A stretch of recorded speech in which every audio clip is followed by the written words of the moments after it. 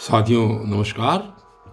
कल की वीडियो में आपने ये सुना था कि भगवान श्री कृष्ण अर्जुन से कह रहे हैं कि जो व्यक्ति आसक्ति रहित होकर कर्म करता हुआ और परमात्मा में नित्य तृप्त रहता है, वह व्यक्ति कर्मों में भली भांति बरतता हुआ भी अर्थात भली भांति कर्म करता हुआ भी कुछ भी नहीं करता है। इस प्रकार श्री कृष्ण जी ने कल ये बात समझाई थी अर्जुन को, और आज देखिए फिर श्री कृष्ण जी आगे क्या कह रहे हैं। ये कहते हैं कि जो केवल शरीर संबंधी कर्म करते हुए केवल शरीर संबंधी काम करता है, उस सन्यासी को पाप न लगने के बारे में कह रहे हैं। श्लोक संख्या 21। निराशीर्यत चित्तात्मा त्यक्त सर्व परिग्रह शारीरम केवलम कर्मे कुर्वन्नाप्नोति किल्बिषम। क्या कह रहे हैं कि यत चित्तात्मा, कि जिसका अंतःकरण इंद्रियों के सहित, जिसका अंतःकरण और इंद्रियों के सहित शरीर जीता हुआ है और जिसने समस्त भोगों की सामग्री का परित्याग कर दिया है। त्यक्त सर्व परिग्रह, जिस व्यक्ति ने, जिसका अंतःकरण और इंद्रियों के सहित शरीर जीता हुआ है, जिसने भोगों की सामग्री का परित्याग कर दिया है, ऐसा निराशी आशा रहित पुरुष केवल शरीर संबंधी कर्म करता हुआ भी पाप को नहीं प्राप्त होता, अर्थात ऐसे व्यक्ति को पाप नहीं लगता है। ये कहना चाहते हैं कि जिस व्यक्ति ने अंतःकरण को और शरीर की इंद्रियों को जीत लिया है और भोगों की सामग्री का परित्याग कर दिया है, ऐसा आशा रहित पुरुष जो किसी प्रकार की आशा नहीं करता, वो शरीर संबंधी कर्म करता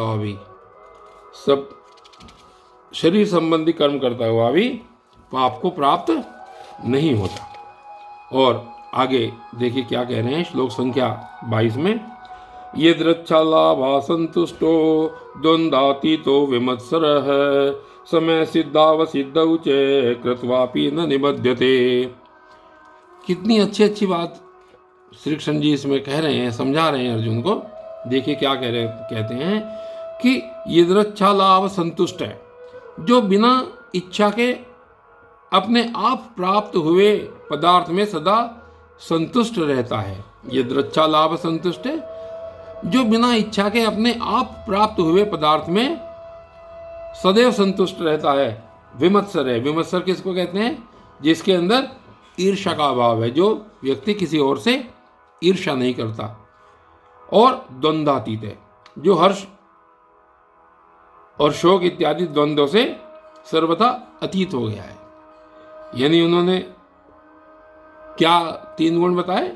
पहला गुण बताया है कि जो अपने आप प्राप्त हुए पदार्थ में सदैव संतुष्ट रहता है, और जिसमें ईर्ष्या का अभाव हो गया है, जो किसी व्यक्ति से ईर्ष्या नहीं करता, और जो हर्ष शोक आदि द्वंद्वों से सर्वथा अतीत हो गया है, अर्थात जो इनसे अप्रभावित रहता है, और सिद्धि और असिद्धि में सम रहने वाला कर्मयोगी। यानी कर्मयोगी कौन है? जिसके अंदर ये 4 गुण हैं कि जो अपने आप पदार्थ प्राप्त हो गए हैं उनमें सदैव संतुष्ट रहने वाला, किसी से ईर्ष्या न करने वाला, और हर्ष शोक आदि इत्यादि स्थितियों में सम रहने वाला, और सिद्धि और असिद्धि में भी समभाव रखने वाला जो पुरुष है। असिद्धौ समय कृत्वा अपि न निबध्यते, उस कर्मयोगी को भी कर्म नहीं बांधते, अर्थात करता हुआ भी उनसे नहीं बनता। इस प्रकार का जो कर्मयोगी है, जिसके अंदर ये 4 गुण हैं, वो भी कर्मों से नहीं बनता। और इससे अगले श्लोक में फिर और अच्छी बात कह रहे हैं, श्री कृष्ण समझा रहे हैं अर्जुन को। देखिए श्लोक संख्या 23 में क्या कह रहे हैं। गत संगस्य मुक्तस्य ज्ञानावस्थित चेतसः यज्ञायाचरते कर्मे समग्रम प्रविलीयते। और गत संगस्य मुक्तस्य, जिसकी आसक्ति सर्वथा नष्ट हो गई है। यानी जो पदार्थों में आसक्ति रखता है, जिसकी आसक्ति सर्वथा नष्ट हो गई है, और जो देहाभिमान और ममता से रहित हो गया है, मुक्त से, जो देह के अभिमान से कि मेरा शरीर ऐसा है, उसके अभिमान से मुक्त हो गया है और ज्ञानावस्थित चित्त है, और जिसका चित्त निरंतर परमात्मा के ज्ञान में स्थित रहता है, जो नित्य परमात्मा के विषय में सोचता है, ऐसे केवल यज्ञाय आचरत है, यज्ञ संपादन के लिए कर्म करने वाले पुरुष के संपूर्ण कर्म भली भांति विलीन हो जाते हैं, अर्थात उसके कर्मों का भी उसके ऊपर कोई प्रभाव नहीं पड़ता। जिसकी आसक्ति नष्ट हो गई है, जिसका चित्त निरंतर परमात्मा में लगा रहता है, और यज्ञ संपादन के लिए कर्म करने वाले मनुष्य के संपूर्ण कर्म भली भांति विलीन हो जाते हैं। समग्रम कर्म प्रविलीयते। और फिर ब्रह्म यज्ञ के बारे में आगे श्री कृष्ण जी बता रहे हैं, क्या कह रहे हैं श्लोक संख्या 24 में, ब्रह्मार्पणम ब्रह्म हविर्ब्रह्माग्नौ ब्रह्मणाहुतम ब्रह्मेव तेन गंतव्यम ब्रह्म कर्म समाधिनः। ब्रह्मार्पणम ब्रह्म यानी कि अर्पणम ब्रह्म हवि ब्रह्म ब्रह्मणा ब्राह्मणौ हुतम, यानी कि जिस यज्ञ में अर्पण आदि श्रुवा, अर्पण अर्थात श्रुवा आदि भी ब्रह्म है, अर्पणम ब्रह्म है, जिस यज्ञ में श्रुवा आदि भी ब्रह्म है और हवि ब्रह्म है, हवन किए जाने योग्य द्रव्य भी ब्रह्म है, और ब्रह्म द्वारा ब्रह्म रूप कर्ता के द्वारा ब्रह्म रूप अग्नि में आहुति देना रूप क्रिया भी ब्रह्म है।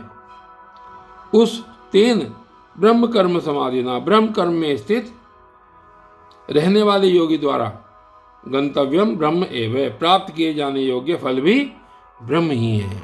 यहाँ पर क्या कह रहे हैं, यह कह रहे हैं कि जिस यज्ञ में अर्पण अर्थात श्रुवा इत्यादि ब्रह्म है, हवन किए जाने योग्य द्रव्य भी ब्रह्म है, और ब्रह्म रूप कर्ता के द्वारा ब्रह्म रूप अग्नि में आहुति देना की क्रिया भी ब्रह्म रूप है, ऐसे ब्रह्म कर्म में स्थित रहने वाले योगी द्वारा प्राप्त किए जाने योग्य फल भी ब्रह्म ही है। इस प्रकार श्री कृष्ण जी आज यहाँ पर ब्रह्म यज्ञ के कथन के बारे में बता रहे हैं, और कल अगली वीडियो जारी रहेगी। तब तक के लिए धन्यवाद।